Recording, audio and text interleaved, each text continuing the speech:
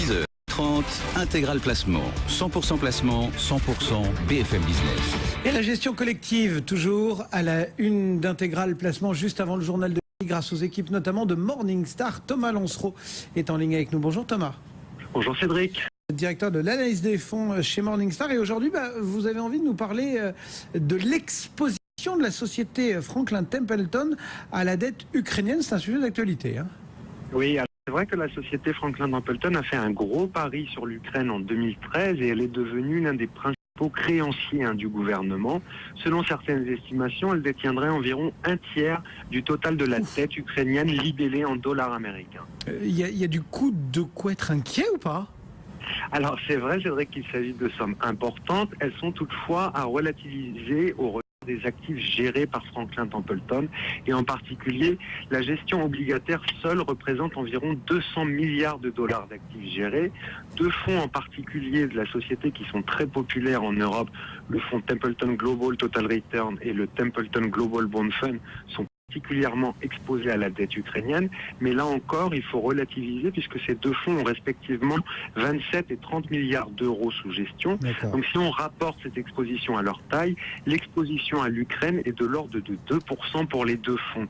Et donc un poids de cette taille n'est généralement pas très significatif pour expliquer la performance totale d'un fonds, même s'il y a d'autres éléments qu'il faut bien sûr prendre en considération pour évaluer le risque global. Bon, quels sont ces risques ?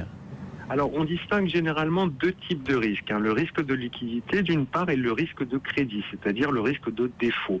Alors, si on regarde du côté de la liquidité, c'est le risque qui apparaît lorsqu'un gérant a du mal tout simplement à liquider une position car le nombre d'acheteurs est restreint pendant une période de grande incertitude. Ce risque est toutefois éliminé si on prend une optique de long terme et si le gérant détient sa position jusqu'à maturité si nécessaire. Et à cet égard, il y avait eu un précédent investissement du gérant des fonds Michael Azenstab en Indonésie où il avait au final requis un horizon d'investissement de 8 ans. Il n'est pas inhabituel pour les gérants d'avoir une position significative dans la dette d'un pays. En fait, à d'autres occasions, les gérants ont adopté une vue contrariante en matière d'investissement. En 2011, par exemple, ils étaient parmi les quelques gérants qui avaient parié sur l'Irlande, en pariant notamment sur le redressement des fondamentaux macro du pays. Et leur approche ne change pas dans le temps, qui combine l'analyse macroéconomique et une vue sur la valorisation. Et cette approche est mise en œuvre de manière très très disciplinée. Le second risque qu'on a mentionné, c'est le risque de défaut, c'est-à-dire l'incapacité d'un emprunteur à rembourser la dette. Là, le risque actuel est bien réel, mais même si on prend un scénario noir, c'est-à-dire un défaut de l'Ukraine, toute perte subie par les souscripteurs sera limitée grâce, on l'a vu, à la diversification du portefeuille. Et puis en outre, il faut noter que la solvabilité du pays semble être l'une des priorités de ses partenaires commerciaux, principalement l'Union européenne et la Russie. Ça veut dire qu'au final, il n'y a pas de raison d'être véritablement inquiet, Thomas ? Non, en conclusion, notre confiance dans la capacité des gérants est inchangée. Nous ne pensons pas que les événements récents soient suffisants pour changer notre opinion sur la qualité de la gestion. L'exposition à l'Ukraine, on l'a dit, est un pari relativement limité en fait pour les deux fonds. La prise de risque est par ailleurs plus modérée si on regarde d'autres aspects, comme par exemple l'exposition au risque de taux qui est mesuré par la duration.